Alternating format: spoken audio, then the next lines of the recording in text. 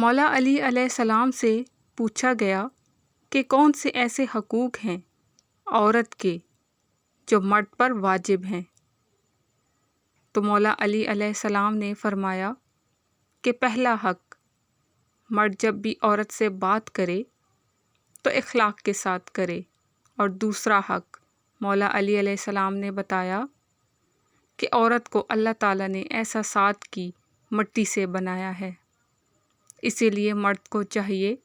کہ اس کی چھوٹی چھوٹی باتوں پر تعریف کرے، اس کا احساس کرے۔ تیسرا حق جو مولا علی علیہ السلام نے بتایا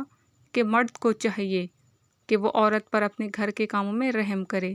گھر کے کاموں میں اس کا ہاتھ بٹائے، بات بات پر اس کو ذلیل نہ کرے۔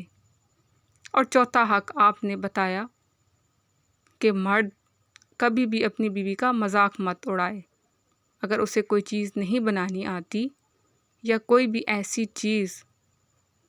جس کی وجہ سے اس کی دل آزاری ہو سکتی ہے، مرد اسے کبھی بھی نہ کرے۔ اور پانچواں حق جو مولا علی علیہ السلام نے بتایا کہ مرد کو چاہیے کہ عورت کی تمام ضروریات زندگی کی اشیاء اسے گھر میں لا کر دے۔ ویڈیو کو لائک کریں، شیئر کریں۔